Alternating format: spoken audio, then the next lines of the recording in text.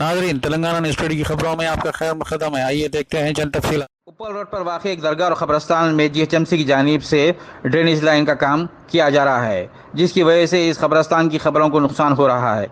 वक्फ board को इस दरगाह शरीफ और क़ब्रस्तान का तहफ़्फ़ुज़ करने की ज़रूरत है और इस पर कार्रवाई करने की